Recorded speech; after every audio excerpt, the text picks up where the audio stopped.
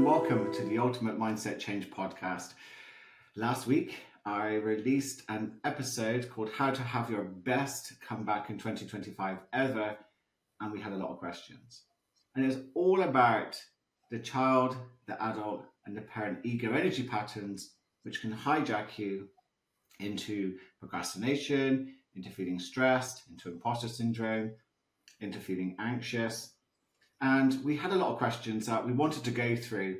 So I thought the best format for this episode would be to be interviewed by one of my team, Adam Bradley, who's here with me now and has a few questions.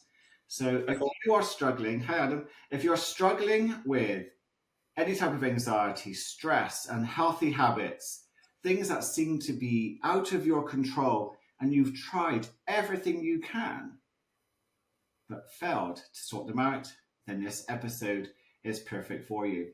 And if you've not yet subscribed to the My Ultimate Mindset Change podcast, please do, because I promise you, you do not want to miss out on any other episodes coming your way this year that will really help you. So, Adam, you've got some questions. Welcome, by the way. Welcome.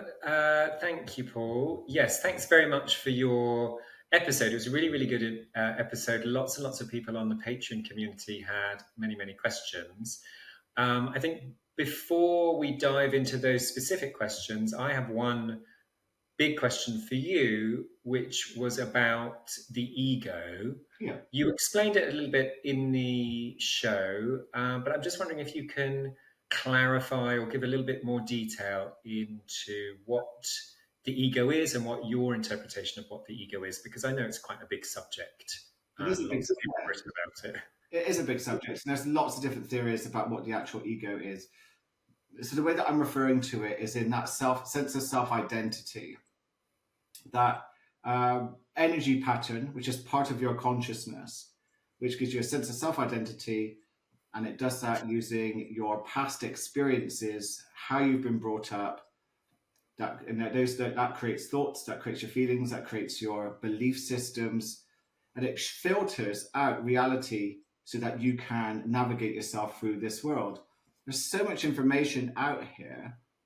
Your ego is absolutely essential for filtering out reality so that you get to see and experience what you feel is important for you to notice what's important for you. So that ego, my ego, creates the identity that I'm Paul, I'm a man, and that I have these various belief systems, etc. And that will be the way that I filter out and see reality. But in a sense, we all have our own individual egos, and that energy pattern does the same with reality, which is why we all experience reality in various different ways. And the ego hates to be wrong, by the way. Really likes to have its beliefs reinforced and validated. Why we seek out various people that will, agree with what we say, so that we can feel that we are right. And you can see that left, right, and center literally playing out in society today. People are reinforcing their egos by being parts of communities which reinforce what they think to be true. The echo chambers, yeah. Yeah. So the ego is literally a filter that reinforces your sense of self-identity. Okay. And so where does the child energy pattern and the parent energy pattern fit into that? Are they one half of our ego and another half of our ego? How does it work? No, because the ego is an illusionary part of us, and that's one thing that, again, it's debatable. It's my point of view too.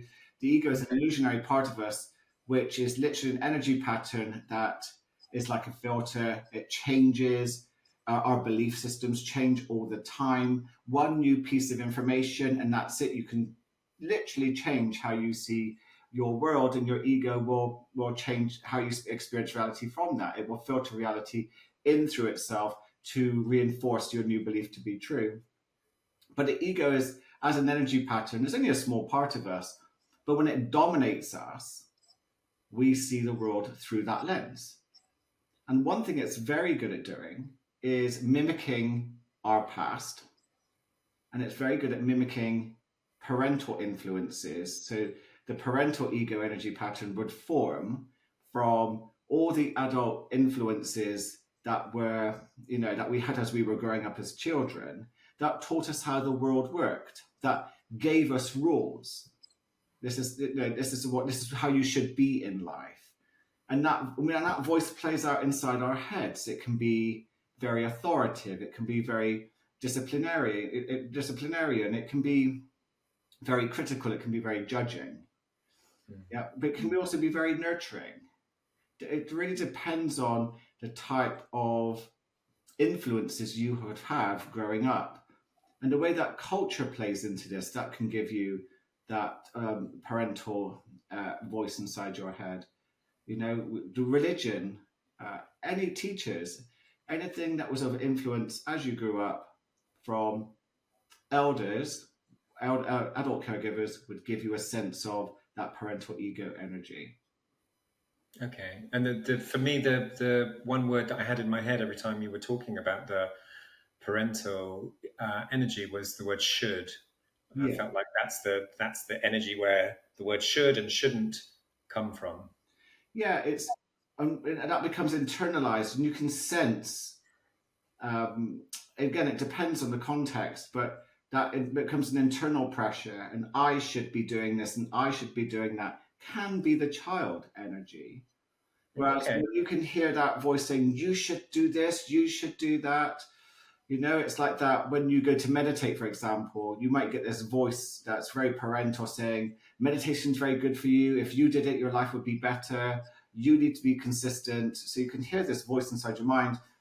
And then when you sit down to do it, you're like, oh, yeah, this is good, or I'm getting into it.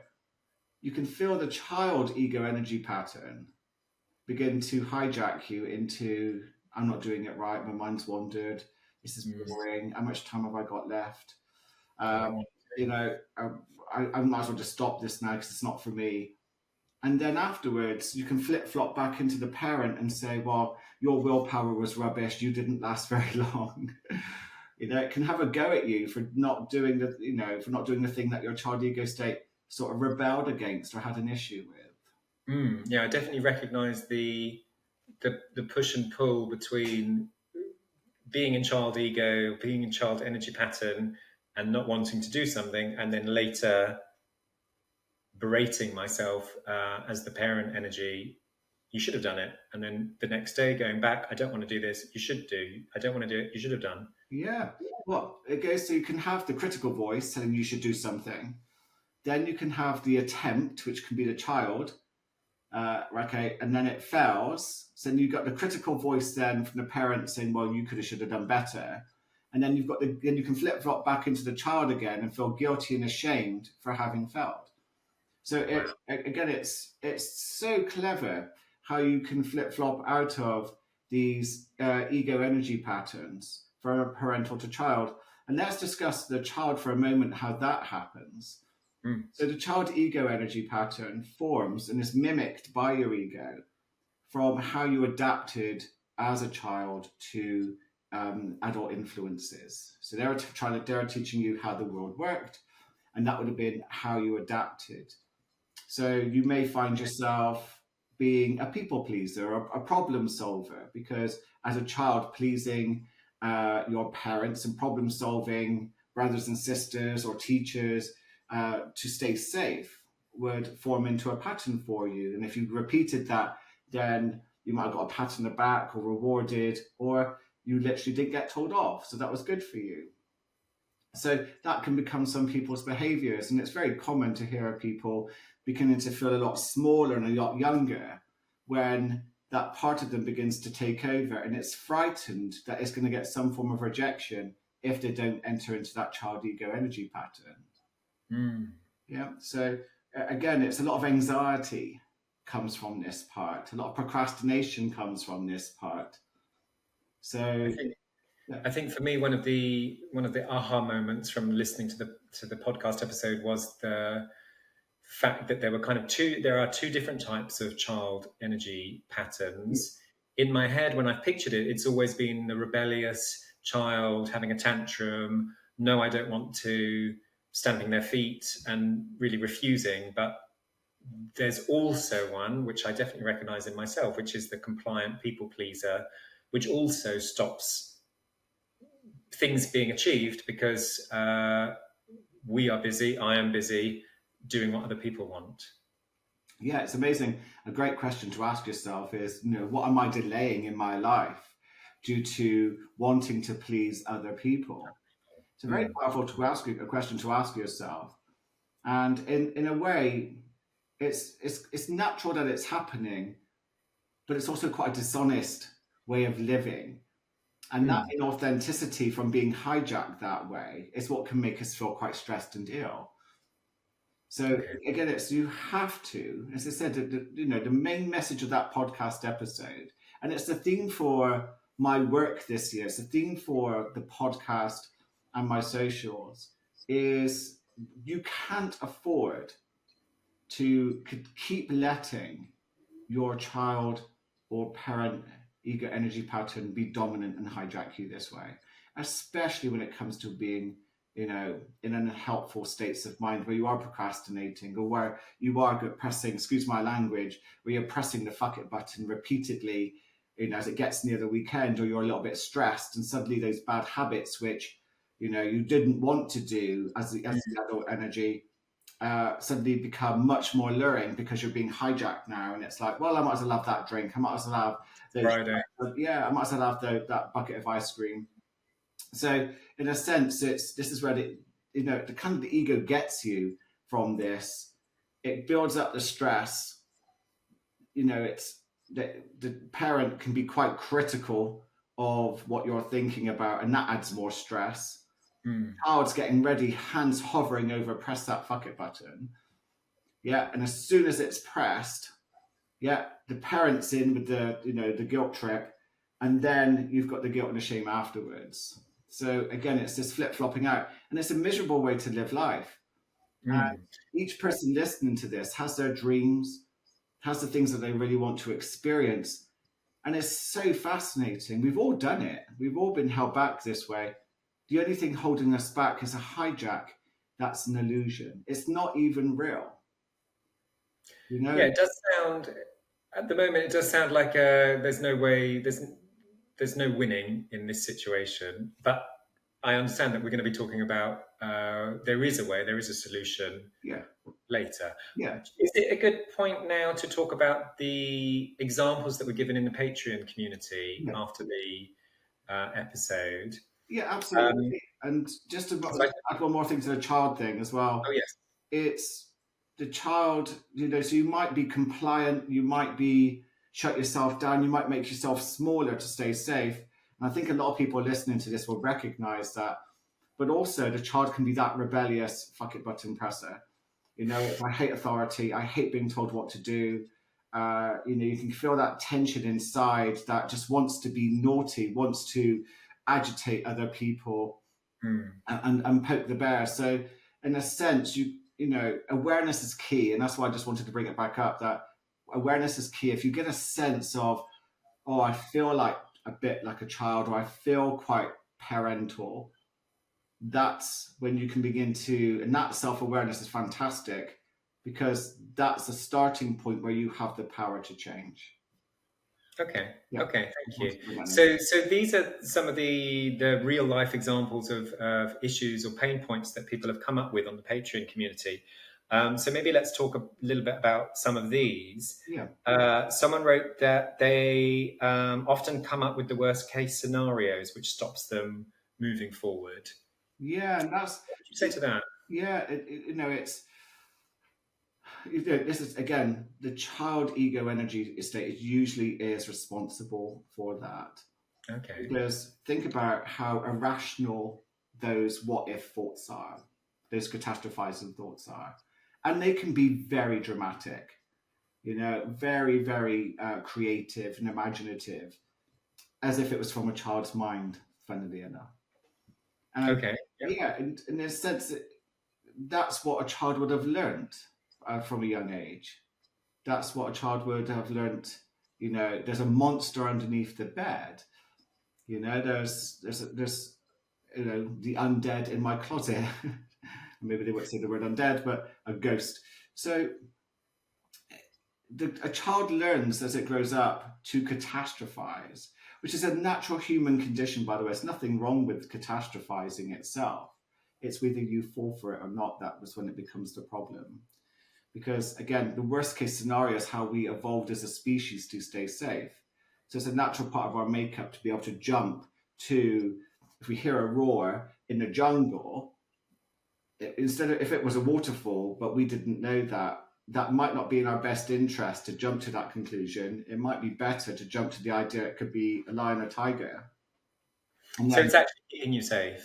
So yeah, and then just get us off to safety. And later on, so I said, oh no, that's the famous waterfall over there called Tiger's Roar. And we're like, oh, well, I thought it was a tiger's roar. You might laugh about it, but the reality is it's better to be ashamed that way than to be dead. So we catastrophize quite naturally.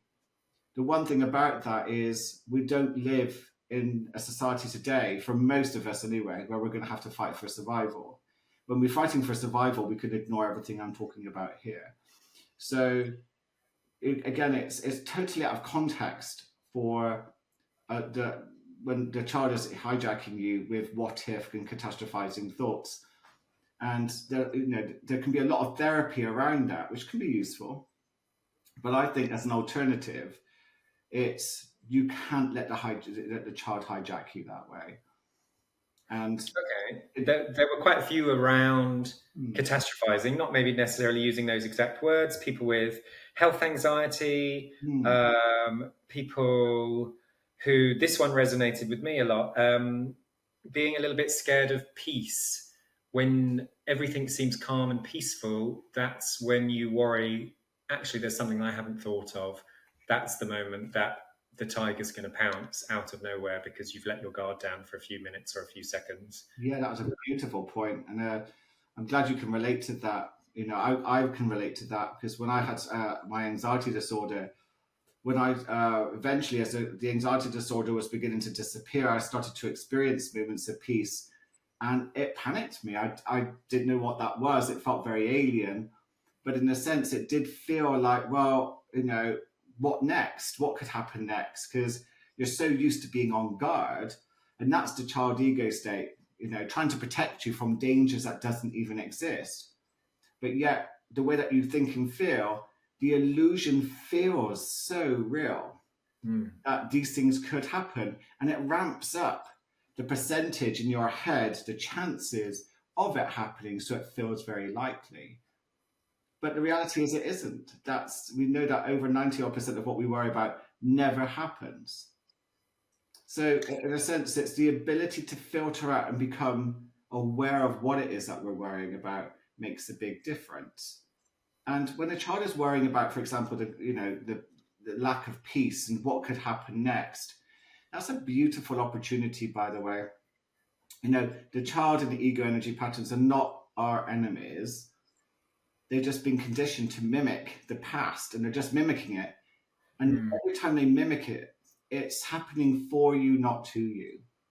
It's an opportunity to welcome that old program, welcome that mimicking with a bit of love and compassion from the adult state. So being fully present, moving out of parent, out of child, which takes some practice. And each time you do it, it will get easier. The more you begin to move into that adult pattern, become fully present, we tap into a higher state of consciousness the more that we do that. And we can really begin to see through the illusion that the child and parent are creating. So if it's creating health anxiety, we can see through the illusion. We can see the thoughts. We can be aware that the feelings we're experiencing are all pretty normal, but they're not representative of the truth. And no matter how we feel, feelings are a terrible indicator of the truth. So again, what we're experiencing is tension, and then from that tension, we create an interpretation. I must be in danger then. And the thoughts will appear very close because that's how the ego tricks us into believing their reality. And therefore, we literally go unconscious and react as if it's happening. But we have the ability to be present, to allow these thoughts to drift a bit further back, And again, begin to watch them with some curiosity from that adult state and with the intention to lead now. This is what the theme is for this year, to lead. It's so important. You can't afford to procrastinate. You can't afford to live in that anxious state. You can't afford to be heading towards burnout. You can't afford to believe that you're not, good enough for your job. All of that is a child or parent ego energy pattern hijacking you. Each time it does it, it's an opportunity to welcome it, be present with it, and let it begin to dissolve and harmonize with you. No therapy needed to heal a part of you that doesn't exist. So, as controversial as this will sound to some people, there is no inner child. Yeah. Okay. There is no inner child. There is no inner child. I know that some people will disagree with me, and that's fair enough. I'm not saying that I know the absolute truth, but the inner child, if you ask anyone, is an imaginative version of themselves from the past, who they believe has been usually mistreated. They're upset. They need placating. They need cuddling. They need compassion. And that sounds like a good thing to do. I wasted years doing that, trying to placate a young version of myself, which was literally my ego mimicking and creating this illusion. So I was continually distracted from creating the life I wanted, because I was constantly trying to heal and fix myself. And I thought, I suppose if you have a part of yourself which is naturally designed or through evolution has been designed to catastrophize, and you are trying to get that part of you to stop catastrophizing, you're really, you're playing an impossible game there. Well, yeah, but it sounds like a good idea. If I can get my inner child, or that part of me, so some people, go to subconscious mind, which is where the inner child would be. If I get this part of me to stop catastrophizing, I could live a happier life. Yeah. And good luck with that. People can live, do that for years in therapy. I had training for decades to try and be a bit more of a positive thinker, and to see if I could solve the riddle of why my mind was still thinking negatively in certain areas. And just when it's like a game of whack-a-mole, just when you think you're you knock one on the head, there's another one begins to appear. And what I'm proposing is, not that therapy is a bad thing, by the way, or coaching, because I've trained in both, is to focus on building the life that you really want. That is more healing than trying to fix yourself. We have inner work to do, but a lot of that inner work is connecting to our authentic adult. Yeah, that awareness that's more awake, very present. And when we do that, we're not terrorized by thoughts from the past or future which don't exist. Okay, so you've talked a lot there, and there's lots of things to unpack. One thing that you just mentioned was about the adult energy pattern. So let's dig into that. The way that you described it in the episode was that it wasn't just one of three different energy patterns. It was ever so slightly different. So you talk a lot in your episodes and in your work about the higher consciousness and super consciousness.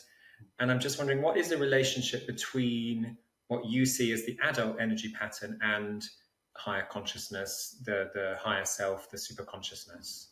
Are they the same thing? Well, it begins as everything has a start. So when we begin to shift to the present moment, we begin to become more awake, more conscious.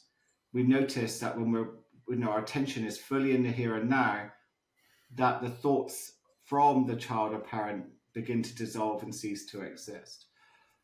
The more we are present, the more we can begin to fully connect to how we are right now.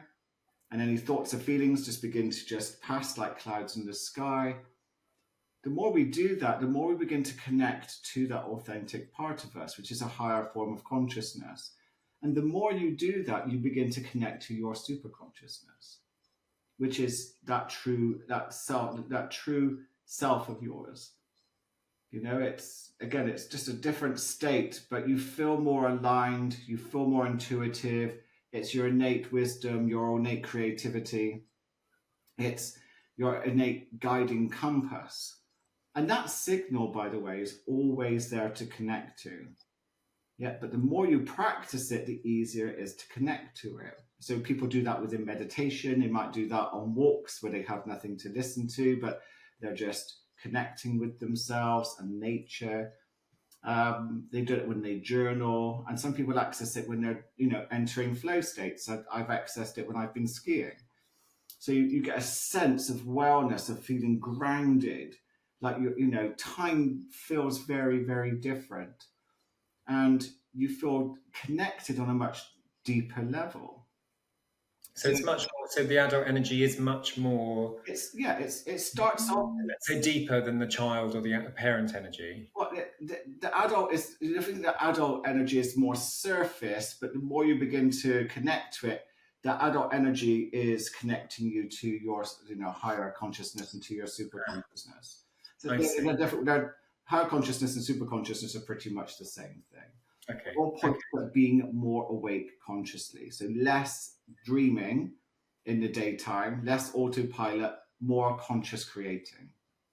Okay. So obviously that's kind of the goal, isn't it? That's where we want to be, to just relax ourselves and just to while the catastrophizing and the berating and the judging and the criticizing are still going to continue, because that's what they're designed for, we can kind of transcend them, let's say, into the higher consciousness through the adult energy pattern. Yeah.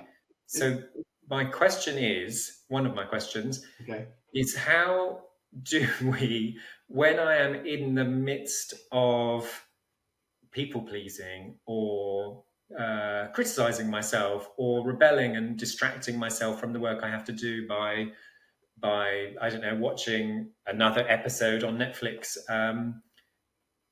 how do I notice that I have been hijacked? Let alone how do I stop it? But what's the very first thing that I go, oh wait, look, there I am, I'm in my child ego again, or there I am, I'm having a go at myself as the parent again. How do I notice that? One is notice what you're being pulled away from. If you've promised yourself, do you know what, I'm going to read to the kids at bedtime, and instead you're thinking, I'd rather watch another episode of whatever it is on Netflix, or I need to go to bed now, and actually there's one more episode, but it means I'll be tired tomorrow, and but tough, I really want to find out what the cliffhanger was.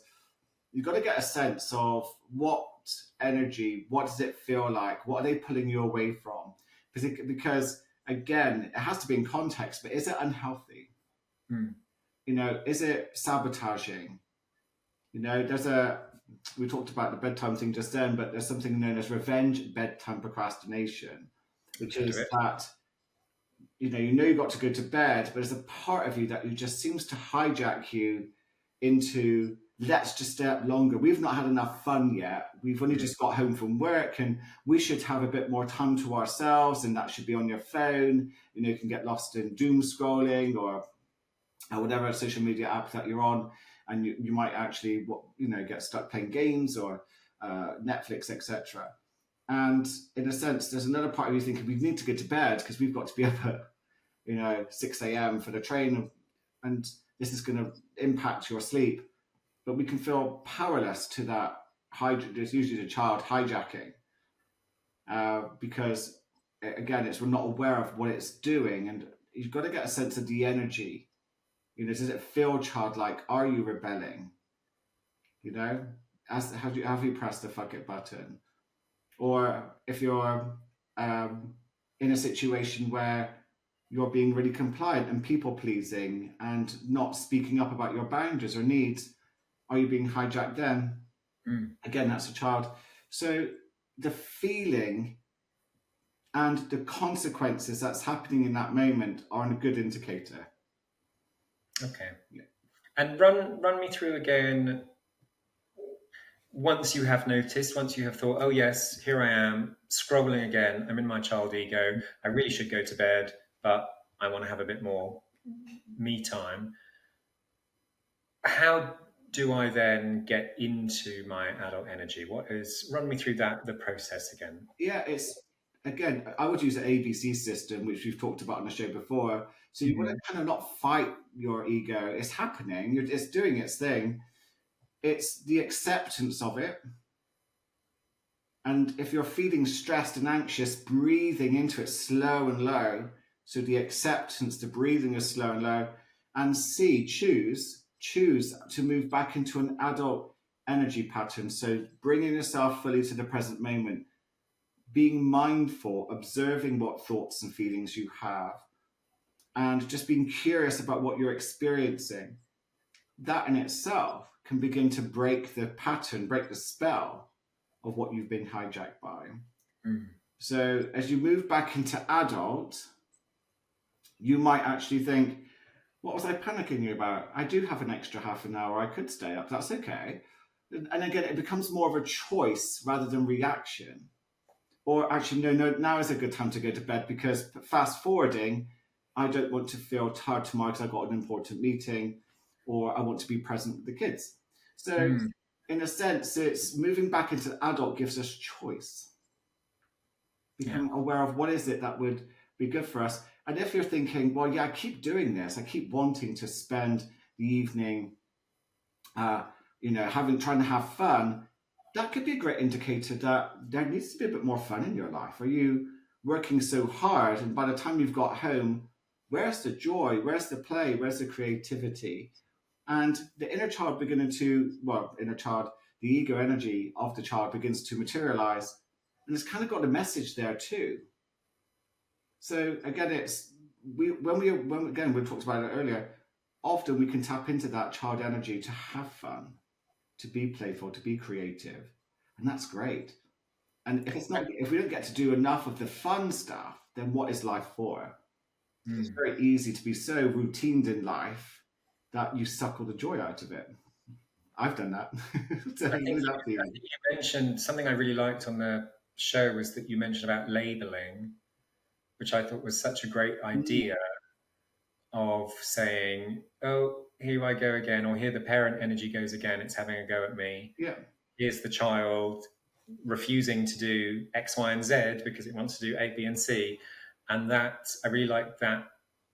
Just saying it out loud gives you a tiny little bit of distance between it's not me, it's my child energy. It's not me, it's my parent energy. Therefore, let's remember who I am again and get back to adult energy. Yeah, absolutely. Accept it, breathe into it, and choose to label it. This is just a child ego energy pattern. This is just the parent. I'm going to lead. I have to lead. Yeah, because you wouldn't let a small child, your inner child, drive your car or make your financial decisions for you or make your health or relationship decisions, business decisions. But that, for a lot of people, is what's happening. Yeah, that's what's taking over. And that's where the irrational fears come in, the indecision, the procrastination. And again, that's a lot. Messy relationships. Really costly towards, and we've all done it. It's really costly towards, the consequences towards someone's life. And in a sense, it's the adult is where we have a lot of freedom. Yeah, we can tap into parent or child if necessary, but adult, we have a lot of freedom. Again, it's we begin to move beyond ego and we connect to that authentic, aligned, creative, intuitive part of us where we can use that compass to guide ourselves. And what's really interesting is when you connect to that part of you more often, people report amazing synchronicities. They report, themselves to be a much better manifester.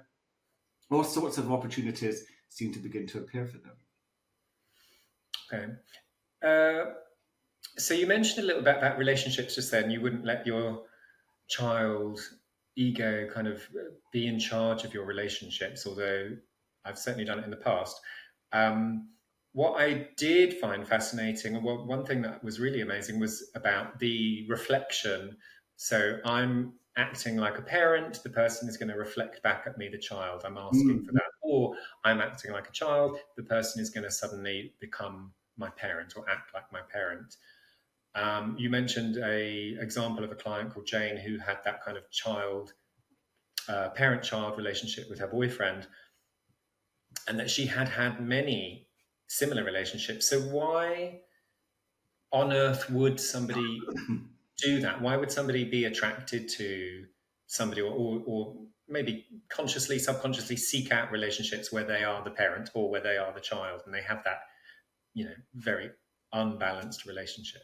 Yeah, I mean, it's a big subject and it's quite nuanced, but we seek what's often familiar based on our conditioning. Mm-hmm. So, in a sense, it's very common for people to date people like their father because they're looking for a parental figure, or date someone like their mother. Yeah, so, or, it's looking for someone who can fulfill for you something that you might not have got when you were growing up. Again, it's you have to take it person by person and find out more about their pasts. But often we date someone who we are trying to get something from that we might not have got from those people in the past. I dated people who were emotionally unavailable to me because my parents were emotionally unavailable. So it was a strange coincidence that I would seek out people who would be slightly off that way. And anyone who was emotionally available it felt unfamiliar and therefore it felt wrong. So I suppose it's similar to how kind of the effect of when you're a young adult in your 20s and you go back home, you go and see your parents, it's very easy to fall back into acting like a 5-year-old.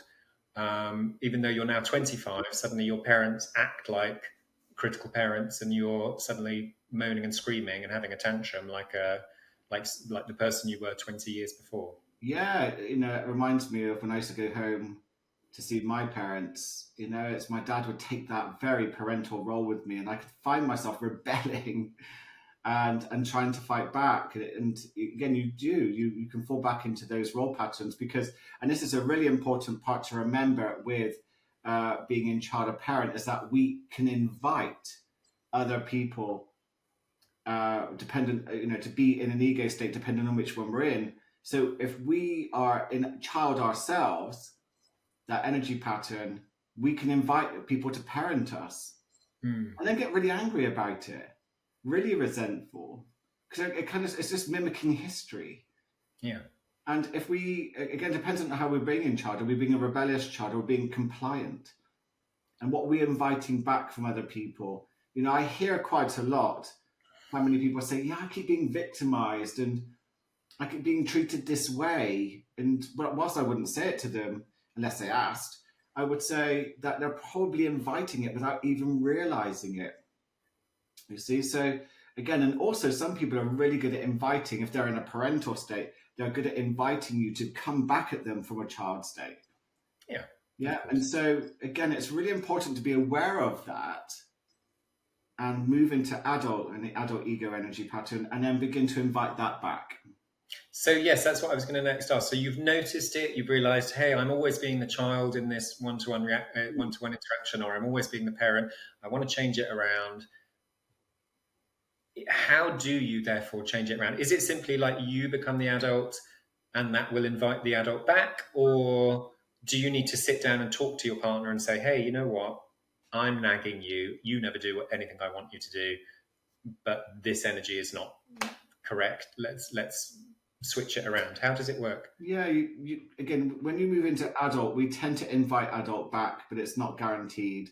When I work with some clients, you can see them literally arriving as in that child energy, and they'll be like, Paul, please just tell me what to do. I'll do anything you tell me what to do. I'll do anything.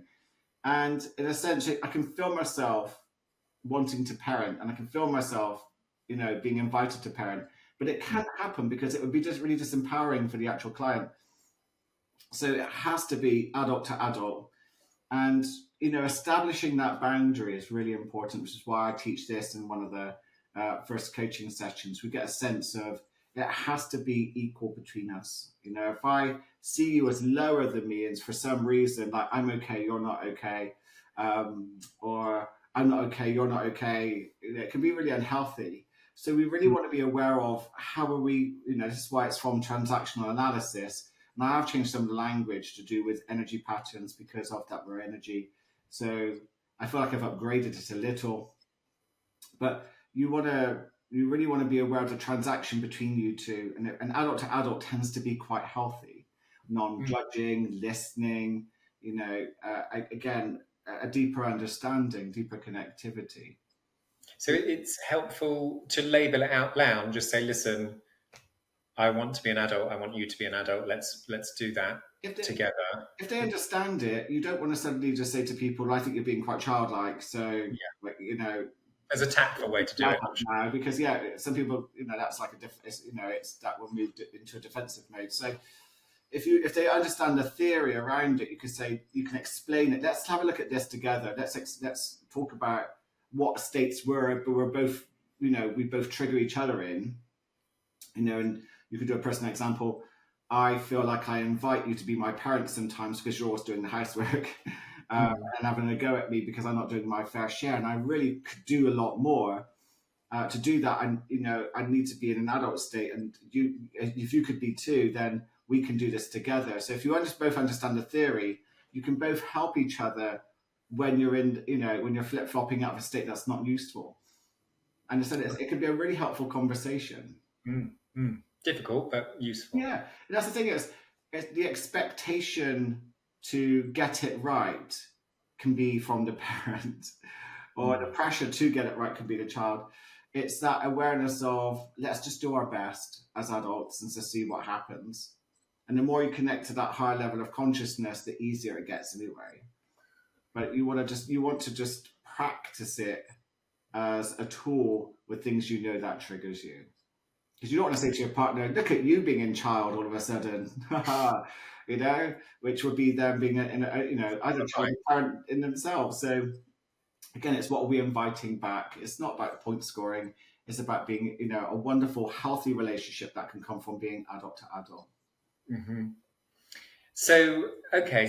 So one of the last questions I want to ask you, one of the final questions, because I know you and because I know your work, I know you're very passionate about this. I think it came across in the podcast, but I know it's something that you talk a lot about to me and a lot about in your rest of your work is how you think that the current kind of models of coaching and therapy focus far too much on placating and manipulating and cajoling the parent and energy egos rather than doing the stuff with the adult. So can you talk more about that, about your personal philosophy and the way that you coach? Yeah. So like everyone, I trained in therapy. Actually, not everyone's trained in therapy. I trained in therapy. I trained in coaching. I did all the things I thought would change my subconscious mind, change my mind so that I could have a happier life. And I could also pass it on to clients and for them to have happier lives too. And some of it works and that's great. It's one of those things which it depends on what it is and if the person takes it on board in a certain way. And that's, a coach's and therapist's job is to try and help that person take it on in a way which suits them. But what began to dawn on me, especially after awakening, which is just over a year ago, by the way, of an anniversary of awakening, is the deeper realization about, well, what am I coaching? What is being therapized here? And it began to dawn on me that even a lot of the self-help work I've done on myself and that I've done with clients has been coaching the ego, coaching the child, coaching the parent to behave, to be placated, to be therapized, to be compassionate with them, to dismiss them. There's all sorts of ways that people do it in the hope that you'll have a happier life. And it's only from awakening that I began to realize, well, this part of us is completely illusionary. So what are we doing? And again, that's why I said there's no inner child. The ego can mimic an inner child, and it can mimic the energy and the thoughts, and you can have a picture and you can become attached to that picture. In my Patreon community, I can see people being very attached to their inner child, and it almost feels like, oh, if I ignore them, which I'm not saying ignore them, just again, it's almost just like you recognize it's an illusion, so you're just leading, which is a different thing. But if I ignore them, they're going to feel really guilty. They've got this relationship. But what's happened is you can become attached to this illusionary version of yourself in your mind that you're trying to keep safe and be compassionate with or heal. And that will distract you from creating the life you love. It's because you're too busy trying to sort this part out of you instead of actually focusing on leading. And a lot of coaching and therapy is about trying to get these parts of you to behave. Whilst I say you can bypass a lot of coaching and therapy from learning to lead. Yeah, learning to lead from a deeper place and learning to trust yourself with that. Coaching and therapy has its place. It's really important to talk to someone if you need support or if you want to learn some tools and strategies. But I think it would be a much more effective process if we did it from a more connected place. If we were leading our lives, instead of trying to fix ourselves, we created a life we loved, which is what a lot of this is all based on. It's a lot of fear about creating the life we love. Do we deserve it? Can I have it? I'm tired of failing. I'm scared of failure.